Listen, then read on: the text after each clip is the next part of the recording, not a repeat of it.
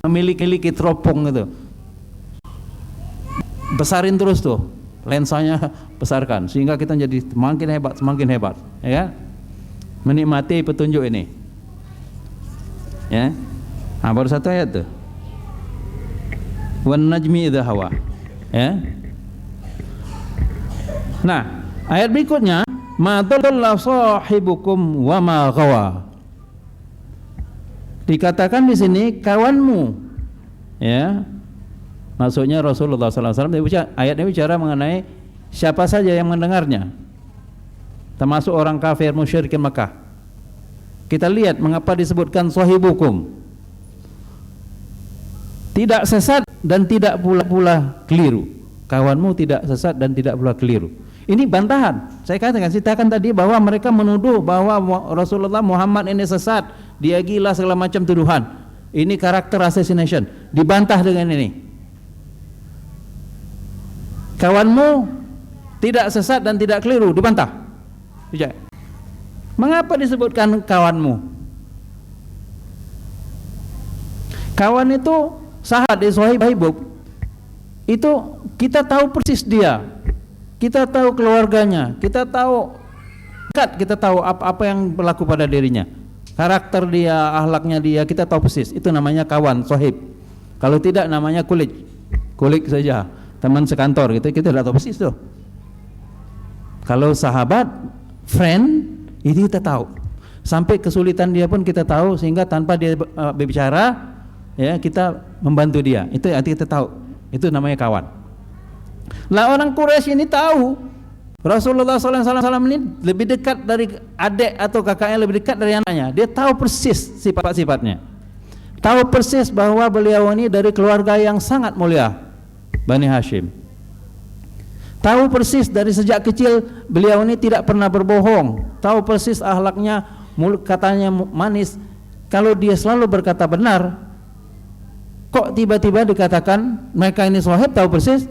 Tiba-tiba dia mau dibunuh karakternya dengan mengatakan dia sesat, dengan mengatakan ngawur segala macam, kontradiksi. Selama ini mereka mendekat, dibantah, gitu kan? Dengan ayat ini kawan kali gimana? Itu. Kemana otak kalian itu? Menuduh kawan kamu yang tahu persis bahwa dia jujur segala macam, akhlaknya mulia, tiba-tiba kalau kamu mau bunuh karakternya, mau katakan bahwa dia itu sesat segala macam, bantahan itu pop seperti itu. Jadi dirijak. Al-Quran membela Rasulullah. Allah mengatakan bahwa dia, kawannya ini, tidak sesat dan tidak pada jalan yang salah, karena yang dia sampaikan itu adalah kebenaran. Orang yang membunuh karakternya itulah yang ada pada jalan yang salah. Kalau orang salah menyalahkan orang yang benar, dikatakan salah, sebetulnya dia refleksi pada diri dia salah sebetulnya, ya. Kita lanjutkan, ya.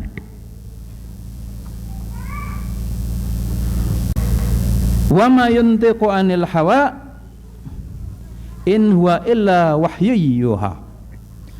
Jadi apa yang diucapkan oleh Rasulullah SAW itu tadi, yang dikatakan itu bohong segala macam, itu bukanlah ucapan dari dirinya, bukanlah ucapan dari hawa nafsunya,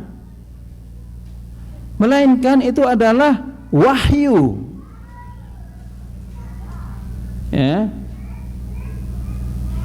Dua kali disebut wahyu, yang diwahyukan, penekanan, ya. Coba lihat, in huwa illa wahyu yuha. Bukan sembarangan itu ucapan itu. Ucapan Rasulullah itu ucapan kebenaran, wahyu. Apa yang dia sampaikan Al-Quran ini pada masa itu adalah wahyu. Bahkan apa yang dia ucapkan itu adalah wahyu yang kita terima dalam bentuk sunnah, itu sebetulnya adalah wahyu juga, tapi tidak dalam kategori Al-Quran, karena itu adalah implementasi wahyu. Jadi ucapan-ucapan Rasulullah ya, yang dicatat oleh para sahabat kemudian dibukukan dalam hadis itu juga sebetulnya masuk dalam kategori ini. Dalam tafsir dikatakan demikian, kecuali disebutkan bahwa ada sesuatu yang lain. Katakanlah misalnya dalam peperangan. Ya, katakan ada cerita perang Badar yang kita dengar bahwa Rasulullah memilih tempat, tapi kemudian tempat itu ditanyakan oleh sahabat, ini adalah wahyu dari Allah SWT bukan? Bukan, karena ide dia. Kalau gitu kita bisa kompromi. Ya. Nah, itu bukan wahyu. Kecuali ada statement yang demikian, sisanya wahyu. Jadi wahyu itu luas sekali. Al-Quran ini hanya guidance, petunjuk. Detail bagaimana melaksanaannya sebagian ada di dalam sini ya, yang muhkamat ya. Sebagian besar ada di dalam sunnah. Seperti sholat. Ini kan nanti kita tentang sholat ya. Sholat di dalam Al-Quran disebutkan. Kalau wudhu cukup lengkap ya, wudhu bagaimana wudhu sebutkan ya. Tapi sholat tidak disebutkan bagaimana caranya. Kita mencontoh sholat Rasulullah sholat itu wahyu. Rasulullah, bagaimana Rasulullah itu sholat, cara dia sholat itu juga apa yang diinginkan oleh Allah SWT, diajarkan oleh Jibril, tapi tidak dicatatkan sebagai di dalam Al-Quran. Jadi Rasulullah sholat seperti yang kita sholat itulah diajarkan oleh Jibril. Tentu saja Jibrilnya dapat dari Allah SWT, jadi wahyu juga.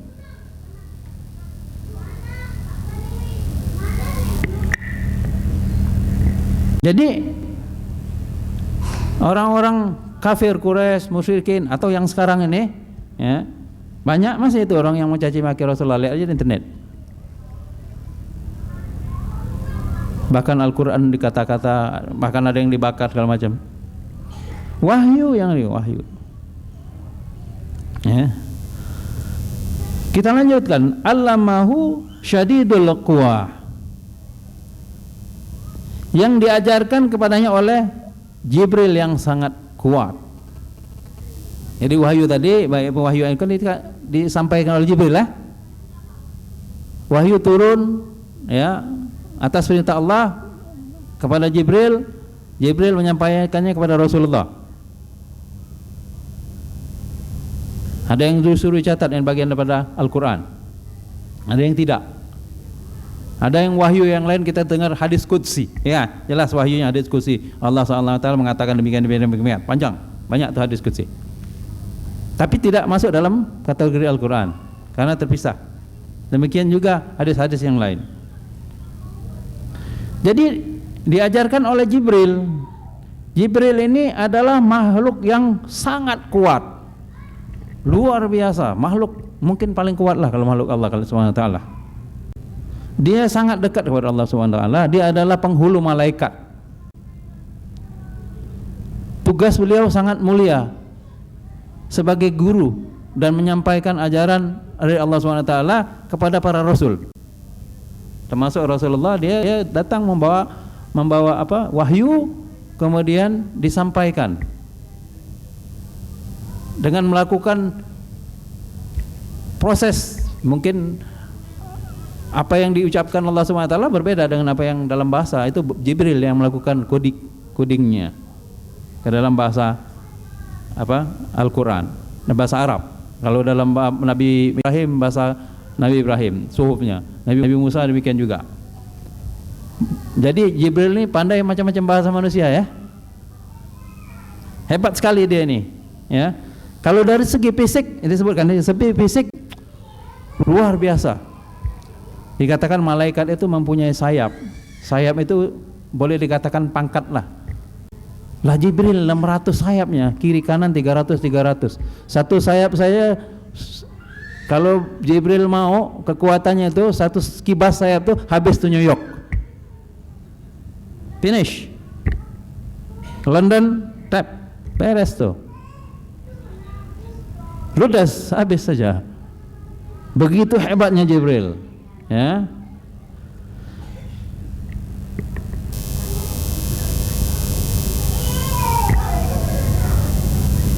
Dzumiratin pastawa. Ini kan Dzumirrah mempunyai dua kekuatan. Zulkarnain dua kan, dua tanduk. Zulfikar pedang Imam Ali dua. Kekuatan fisik dan kekuatan pikiran. Jadi terjemahannya juga dia memiliki apa? Mempunyai keteguhan apa?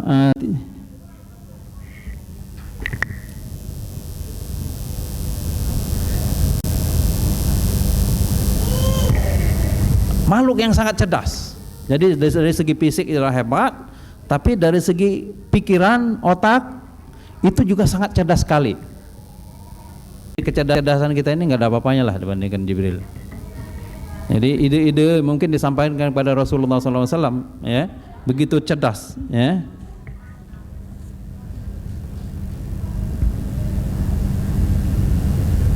Kemudian Jibril itu menampakkan diri dengan rupa yang asli, ya. Ini terjadi dia berada di ufuk yang tinggi, ya. Wa huwa bil ufuqil a'la. Jadi ini ceritanya demikian. Ini Ustaz Haki sudah menyebutkannya. Saya ulangi sedikit. Pada saat Rasulullah menerima wahyu Iqra dan beberapa wahyu berikutnya, ya Rasulullah senang sekali. Beliau sangat bergembira. Walaupun awal-awalnya menerima Iqra takut menghadapi Jibril kan, baru pertama kali kan di Gua Hira, makhluk asing. Walaupun Jibril pada saat itu tidak menampakkan dalam bentuk yang asli, tapi tetap saja diperlu erat, kita takut kan. Dia kembali kepada istrinya minta diselimuti. Nah, setelah berapa lama wahyu tidak turun lagi. Wahyu tidak turun. Nah, orang-orang ini yang tadi suka fitnah itu pun mempertanyakan, kan nggak ada lagi, habislah Muhammad katanya, ditinggalkan Tuhannya, tidak terima. Biasanya sering terima wahyu kan. Rasulullah pun bersedih karena dia sangat mencintai Al-Quran, dia cinta kepada Allah. Ini tidak ada lagi komunikasi yang sering terjadi, ketahu kosong nih, nggak ada. Betul-betul sedih, kehilangan kenikmatan berinteraksi dengan Al-Quran. Sehingga beliau kembali lagi ke Gua Hira, ya. Dikatakan beliau tersebut begitu sedih, jadi menyendiri, sehingga kadang-kadang Jibril katakan, wahai Muhammad, engkau adalah utusan Allah, gitu. Tapi nggak ada lihat apa-apa. Tiba-tiba suatu saat ucapan demikian, waktu dia ngelihat, terlihatlah makhluk yang begitu besar di ufuk sana, katanya di arah matahari. Dalam tafsir demikian, begitu besar sayapnya sehingga kemanapun ngelihat terlihat sayap Jibril. Kemanapun ngelihat sayapnya Jibril. Begitu besar Jibril di ufuk itu. Semua ufuk terisi dengan Jibril. Itu aslinya Jibril. Jadi mungkin Jibril itu besarnya, kalau aslinya itu ya mungkin lebih besar dari kota New York atau London atau mungkin Bandar Sri Begawan sekalipun, ya. Dan dia mendekat dan mendekat, ya. Dia sebetulnya punya sayap dan terbang mendekat kepada Rasulullah. Mendekat. Ini pertama kali melihat makhluk yang begitu hebat, ya. Cepat mendekatnya sehingga diceritakan beliau tidak sadar, pingsanlah. Begitu dekat, ya, sampai disebutkan 2 busur panah jaraknya, ya. Jibril menyamar, transformasi, kadang-kadang bertransformasi dari bentuk Jibril asli menjadi bentuk manusia yang cantik, gagah, ganteng, luar biasa.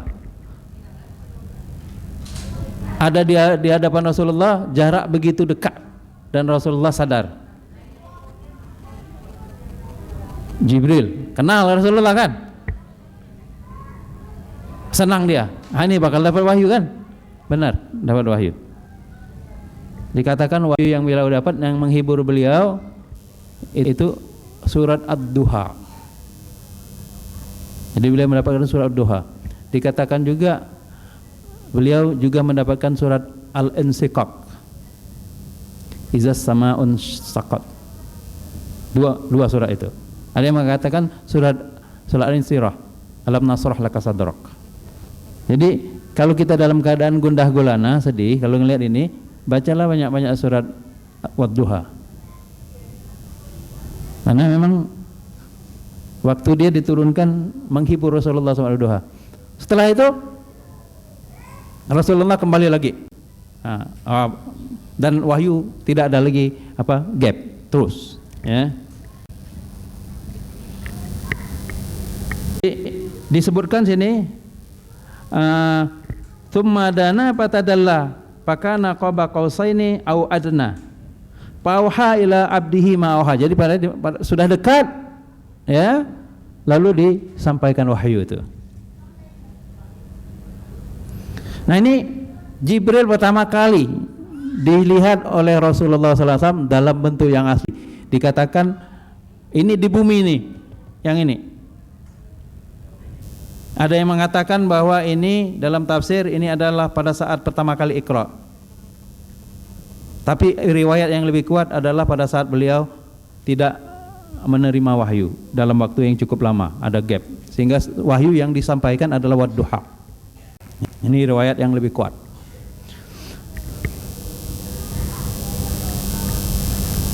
Pauha ila abdihi ma auha ma katabal fuadu ma ra'a. Jadi yang dia lihat itu benar-benar gitu, bukan ilusi. Penglihatannya itu benar-benar dengan kesadaran penuh. Seperti itu waktu dia melihat Jibril dalam bentuk yang asli itu, bukan ilusi, bukan halusinasi, itu adalah benar-benar penglihatan dengan kesadaran penuh.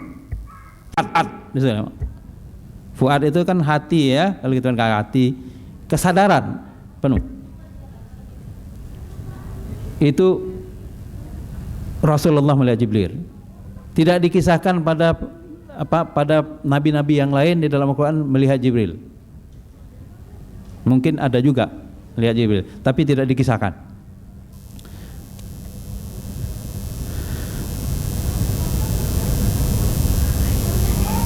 Jadi disebutkan hatinya tidak mendosarkan apa yang telah dilihatnya. Fuadnya itu, ya, benar suatu kesadaran penuh melihatnya.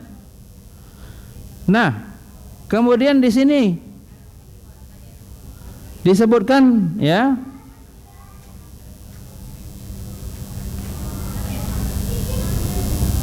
apatumarunahu ala ma yara walaqad ra'ahu nazlatan ukhra, ya.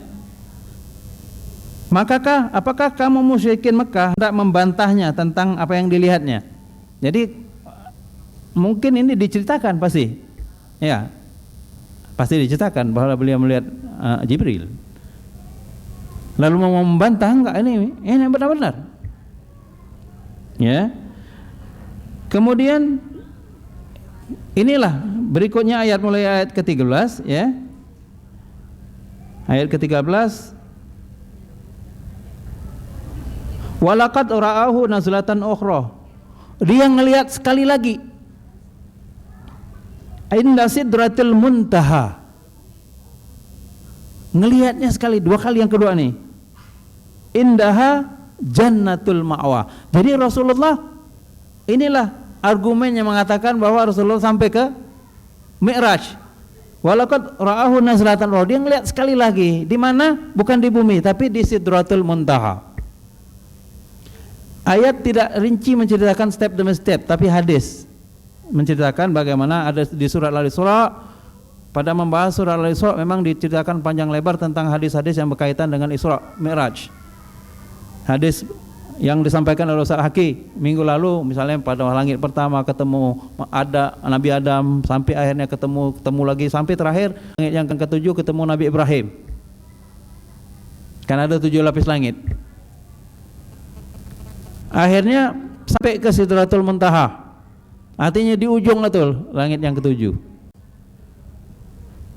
Setelah itu, itulah yang namanya ciptaan Allah 3 dimensi itu. Berhenti di situ. Beyond that, di luar itu sudah bukan dunia lagi, bukan dunia ini lagi. Lah dunia yang ini luar biasa lah, saya katakan yang namanya sama'ud dunia ini saja bermiliar-miliar berjuta tahun cahaya. Lah Sidratul Muntaha itu nggak kebayang seperti apa jauhnya. Tapi Rasulullah bisa menempuhnya dalam waktu semalam dan balik lagi setengah malam berarti.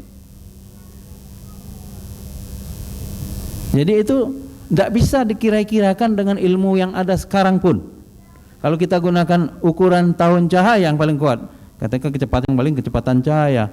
Lah jangankan sampai ke Sidratul Muntaha, yang terdekat saja Alpha Centauri, ya, bintang terdekat dari bintang matahari kita ini, dari tata surya, jaraknya 4 tahun cahaya, 4 tahun ke sana, 4 tahun ke sini, 4 tahun, 8 tahun berarti. Lah Rasulullah semalam saja. Sesuatu yang memang luar biasa, di luar jangkauan, makanya itu kan mukjizat. Jadi kita nggak bisa mencoba untuk melakukan mengilmiahkannya, sulit, akan berbalik, tidak ilmiah, memang tidak ilmiah. Makanya Abu Bakar percaya deh, percaya saja. Demikian pula neraka. Jadi kalau yang namanya kiamat dunia kita ini yang sana nggak habis gitu. Ada yang argumen mengatakan ini Mu'tazilah, perbantahan, ya. Kalau neraka itu sudah ada dan surga itu sudah ada, kalau kiamat habislah neraka dan surga, kan? Nggak ada yang masuk neraka, nggak ada yang masuk surga, habis, hancur semua. Tapi ini mengatakan ayat beyond lah, di luar itu. Jadi ciptaan Allah ini luar biasa, yang sudah 7 lapis langit ini nggak kebayang besarnya, ada lagi. Entah banyak seperti apa, kita tidak tahu. Sesuatu yang di sana di luar jangkauan kita sudah. Jangankan yang di sana, mungkin yang di bumi yang luas ini pun kita sulit. Walaupun sekarang orang banyak belajar fisika segala macam, mencoba untuk cerap dunia luar sana. Tapi dunia luar sana hanya terbatas, masih dalam sama dunia.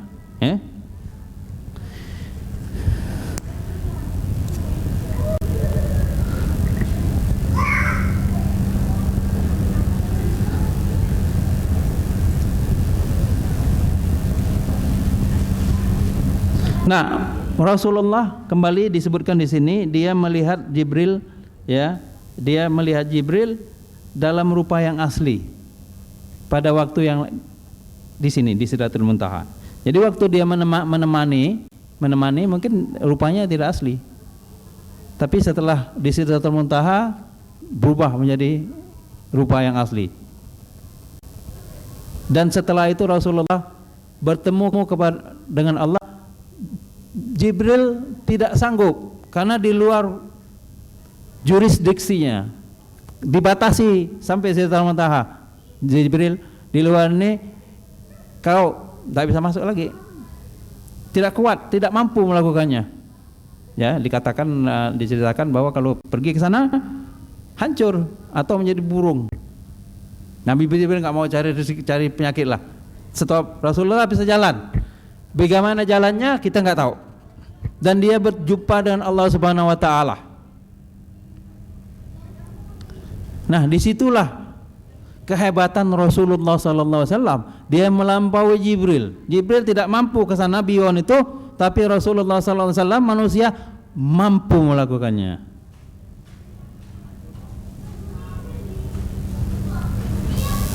Dan ini Rasulullah Sallallahu Alaihi Wasallam. Itu jumpa berdialog langsung dengan Allah SWT. Walaupun wahyu itu bisa didatangkan lewat Jibril, berjumpa langsung ini adalah suatu kehormatan yang sangat luar biasa dan menunjukkan derajat yang tinggi sekali, paling tinggi mungkin.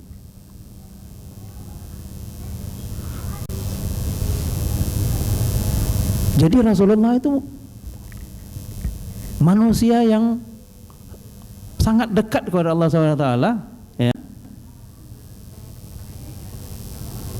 dicintai Allah SWT, sehingga dia diberikan kehormatan untuk berjumpa di suatu tempat yang kita pun tidak tahu, beyond. Di suatu tempat itu mendapatkan berdialog langsung. Walaupun Nabi Musa berdialog juga langsung dengan Allah SWT di lembah tua, tapi Rasulullah tapi di dunia tuh. Lembah tua, ya, di Bukit Tursina, sekarang di daerah Sinai, Mesir. Itu ada satu lembah namanya lembah tua. Di situ Allah langsung berbicara pada Musa, kalamullah kan? Ini Habibullah, temu langsung. Kalau kita menyadari ini, banyak-banyaklah bersalawat. Banyak-banyaklah bersalawat. Karena Rasulullah itu manusia luar biasa. Dia langsung ketemu Allah SWT dan mendapatkan sesuatu yang mungkin kita tidak tahu. Yang disampaikan Rasulullah ada tiga saja yang sampaikan kepada kita. Yang pertama adalah beliau mendapatkan perintah sholat, kan? Sholat 5 waktu. Walaupun di dalam hadis ceritakan 50 waktu, saya tidak membahas yang 50 waktu. Yang penting 5 waktu sholat itu kita hadiah dari Allah SWT. Kalau kita ingin mi'raj kepada beliau, kepada Allah SWT, maka lakukanlah sholat. Sholat seorang muslim adalah mi'rajnya dia. Tinggal saja kita meningkatkan lensa teropong itu, intensitasnya naikkan sehingga bisa jadi mi'raj. Kalau tidak, ya seperti bintang-bintang lewat begitu saja, sholatnya lewat gitu ya. 10 tahun sholat begitu-gitu saja. Kalau tidak berusaha meningkatkan, memang begitu-gitu juga. Yang kedua adalah wahyu yang turun langsung. Ini juga hebat, makanya ayat ini pun digunakan ayat-ayat wirid yang hebat juga. 2 surat akhir Al-Baqarah selalu baca nih. Amanar rasulu bima unzila ilaihi min rabbih wal mu'minun sampai akhir. Itu adalah surat yang langsung turun di sana. Kan demikian. Makanya dalam selalu wirid selalu kita habis surat membaca ayat kursi, ya, karena di sana ada Ismaul Azam, kita lanjutkan amanar rasulu bima. Kadang-kadang kita tambahkan lillahi ma fis sama. Lillahi ma fis samawati wal ard dan terusnya. Amalkan tuh setiap habis maghrib, habis subuh dengan ayat kursi, dengan 2 surat terakhir surah Al-Baqarah, insyaallah kita selamat. Dan simple, tidak sampai 3 menit lamanya. Khasiatnya luar biasa. Bayangkan saja kehebatan surah itu diturunkannya di sana, di luar Sidratul Muntaha. Kemudian yang ketiga, Allah katakan Dia akan mengampuni dosa orang-orang mukmin, semua dosanya yang dilakukan dengan tidak sengaja. Ya, kalau kita melakukan dosa tidak sengaja, Allah akan hapuskan. Tapi kalau kita lakukan sengaja, kita harus istighfar, kalau dosanya besar kita harus bertobat. Jadi tidak otomatis. Kita harus lakukan bertobat. Jadi itulah isi surat An-Najm 1 sampai 18 yang bercerita sebetulnya yang dijadikan argumen Rasulullah itu sampai ke Sidratul Muntaha. Dan detailnya tidak ada di sini, tapi di dalam hadis, dan hadisnya banyak. Jadi demikianlah apa yang saya sampaikan. Mudah-mudahan bermanfaat bagi saya. Karena saya untuk melakukan membaca juga, dan apa yang saya sampaikan adalah sebetulnya sharing saja. Jadi bukan saya pakar tafsir, bukan. Saya baca tafsir lalu sampaikan kepada bapak-bapak dan ibu-ibu. Bagi saya sangat bermanfaat tentunya kalau saya membaca. Kalau saya sampaikan lagi lebih bermanfaat buat semua. Pahala tambah saya telah semua. Ya, billahi taufik wal hidayah. Wassalamualaikum warahmatullahi wabarakatuh. Kalau ada yang mau tanya silakan. Bismillahirrahmanirrahim. Assalamualaikum warahmatullahi wabarakatuh. Kira-kira apa yang membuat Rasulullah SAW menjadi manusia yang istimewa di hadapan Allah Subhanahu wa taala dibandingkan dengan makhluk lain atau dengan nabi-nabi atau rasul yang lain. Terima kasih. Wassalamualaikum warahmatullahi wabarakatuh. Sebetulnya banyak. Tapi yang jelas kalau kita melihat hak Allah Subhanahu wa taala adalah pilihan. Allah memilih, ya. Dikatakan Rasulullah itu Mustafa. Mustafa itu artinya pilihan dari pilihan. Kalau mukhtar itu dipilih gitu. Nah, itu yang terbaik. Sekarang dari yang terbaik Al-Mustafa. Kalau mau kasih nama anak Mustafa. Bagus. Nah, mukhtar pun bagus. Nah, Rasulullah SAW memang dipersiapkan untuk itu, dan beliau ini memiliki suatu karakteristik yang luar biasa sebagai manusia, ya. Akhlaknya yang begitu agung, kesabarannya yang luar biasa menghadapi segala macam tantangan.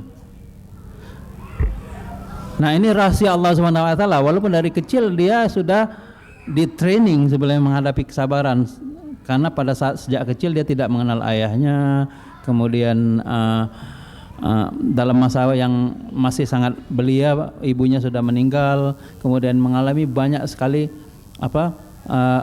cabaran yang nampaknya manusia biasa tidak mampu menghadapinya, dan dia bisa melakukannya, terus maju tampang sabar luar biasa. Coba bayangkan menghadapi hujatan-hujatan yang demikian, beliau sabar. Selama di Mekah berapa? Setelah dia diangkat menjadi Rasul, kemudian dia harus menyampaikan, kan? Dan nyawanya terancam berat. Tidak seperti kalau kita kenal Nabi yang lainnya hebat juga, Nabi Musa, ya. Kita lihat Nabi Musa memang dilahirkan, kemudian dia karena pada masa itu Fir'aun mendapatkan bisikan mimpinya, jadi yang akan menjatuhkan kekuasaannya adalah anak Bani Israel, sehingga semua anak Bani Israel dibunuh. Dan Nabi Musa waktu dilahirkan, Allah mengilhamkan kepada ibunya supaya menghanyutkannya. Sampailah Nabi Musa ke tempat pemandian di Sungai Nil, ya. Dihanyutkan, besar Sungai Nil, lah. Tempat istananya mandi pinggir sungai lah, kayak macam istana Nurul Iman gitu. Situ sampai diambil sama pembantu dayang-dayangnya, dibawa lalu diangkat anak oleh Fir'aun. Dia enjoy hidup bersama Fir'aun sampai Allah menurunkan wahyu, dia harus datang ke Fir'aun untuk mencegah Fir'aun berbuat zalim kepada Bani Israel. Jadi misi Nabi Musa adalah menyelamatkan Bani Israel, kemudian mengajak Fir'aun beriman, ya. Misi menyelamatkan Bani Israel berhasil, misi mengajak Fir'aun tidak berhasil, dan Fir'aunnya gagal, Fir'aunnya akhirnya tam. Nah, dalam perjalanannya beliau ini tidak seberat Rasulullah SAW, walaupun berat juga Nabi Musa menghadapi Bani Israel. Bani Israel ini Bani yang diselamatkan, kan? Diselamatkannya. Tapi dalam perjalanan tahulah Bani Israel ngaur. Sudah melihat begitu hebat jalan di belahan Laut Merah, menyaksikan luar biasa. Lewat sana ngaur lagi. Mukjizat Nabi Musa, mukjizat fisik. Membelah Laut Merah, kemudian mengangkat gunung, ya. Banyak sekali mana wal salwa. Rasulullah tidak ada yang demikian. Sampai akhirnya tetap ngawur Bani Israel. Akhirnya ditinggalkan Nabi Musa. 40 tahun Bani Israel itu kuntang-kuntang, luntang-lantung, gak jelas arah di padang pasir. Nabi Musa dan Nabi Harun meninggalkan mereka. Kemudian kita lihat Nabi berikutnya adalah Nabi Nuh misalnya, yang berat. Nabi Nuh itu berdakwah sampai 500 tahun, ya. Tapi yang ikutnya 83 saja. Tapi dia nggak tahan juga, kan? Ya sudah, dia berdoa kepada Allah SWT, akhirnya jadilah banjir itu. Dia pakai itu ininya. Tapi Rasulullah SAW tidak melakukannya. Pada saat dia mencoba untuk tekanannya begitu berat membunuh beliau, ya, sehingga beliau terpaksa harus menghindarinya dan pergi ke Taif, kan? Pergi ke Taif, ya, pergi ke Taif. Ternyata di Taif beliau malah diejek, malah dilempari batu dan diusir. Lah malaikat gunung yang di situ, gunung-gunung batu Taif itu gak tahan melihat Rasulullah ini dihina, dan ini makhluk yang paling mulia bilang kepada kita siap untuk angkat gunung ini, masyarakat itu kotanya ditimpa gunung. Tapi Rasulullah, apa kata Rasulullah? Jangan. Mereka itu tidak tahu. Rasulullah mendoakan, begitu sabarnya. Kita bisa kayak seperti itu? Saya rasa hanya Rasulullah yang bisa seperti itu. Hanya Rasulullah yang bisa seperti itu. Begitu agung. Sehingga dengan inilah Allah memujinya di surat Al-Qalam, ya. Wa innaka la'ala khuluqin azim. Sungguh engkau memiliki akhlak yang sangat agung. Pujian itu tidak ada pada nabi-nabi yang lain. Nabi-nabi semua memiliki akhlak yang agung, tapi yang paling agung adalah Rasulullah. Di luar itu saya tidak tahu, itu rahasia Allah SWT. Tapi kalau dilihat dari sifat-sifat Rasulullah SAW, memang beliau manusia yang paling agung, dan dia adalah mendapatkan kesempatan untuk menjadi nabi terakhir, ya. Yang setelah itu nggak ada lagi nabi, gitu. Ya, jadi semua umat sekarang adalah referensinya adalah apa yang diturunkan oleh Rasulullah. Ini menjadi Al-Quran dan As-Sunnah menjadi petunjuk semua umat sampai akhir kiamat nanti. Jadi demikianlah saya pikir, Pak Rusdi. Selesai sudah pengajian kita dan tanya jawab dari seputar yang sudah dibahas oleh guru kita Dr. Muhammad Nabil Al-Munawar. Semoga kita mendapat intisari dari pengajian malam hari ini tentang Isra Mi'raj yang membawa misi untuk kita melakukan ibadah sholat, dan kuncinya adalah as-sa'adah ma'al ibadah. Kebahagiaan itu diraih karena kita melakukan ibadah-ibadah. Wasaqawah ma'al maksiyah. Kesulitan-kesulitan hidup itu karena kita berbuat maksiat. Oleh karenanya jagalah diri kita, keluarga kita, ku anfusakum wa ahlikum naro. Jadi keluarga kita, diri kita dulu yang pertama. Keluarga kita, anak-anak kita dari api neraka. Dengan apa? Dengan menyuruh anak-anak kita, pribadi kita melaksanakan sholat. Karena sholat itulah yang pertama nanti awalu ma yuhasabu bihil abdu as-sholah. Pertama kali perkara yang ditanya oleh Allah itu sholat. Bukan ditanya account banknya banyak atau tidak, sahamnya banyak atau tidak, mobilnya banyak atau tidak. Pertama kali adalah sholat. Ya, anak kita tidak ditanya macam-macam, punya iPad atau macam-macam, tidak ditanya macam-macam. Adalah sholat, itulah kita jaga anak kita. Kalau boleh di dalam rumah kita ajak untuk berjamaah, suami istri dan anak. Itu yang terpenting. Karena tadi dikatakan oleh Dr. Nabil, sebagaimana sabda Nabi besar, as-sholah mi'rajul mu'minin. Itulah mi'rajnya kita sebagai hamba dengan sholat, banyak-banyak sholat. Karena sholat itu selain mempunyai misi poin untuk ibadah, banyak juga untuk obat, ya, kesehatan jiwa. Bahkan dalam satu penelitian di dalam gerakan sholat itu melebihi gerakan-gerakan yoga, gerakan-gerakan senam-senaman yang lain, ya, kalau kita betul-betul dengan sholat. Tetapi bukan sekedar sholat, makanya dikatakan fawailul lil musallin, celakalah orang yang sholat. Bukan sebatas sholat kita assalamualaikum ke kanan, assalamualaikum ke kiri. Itu namanya kita hubungan vertikal kepada Allah, ya, hablum minallah. Tetapi intinya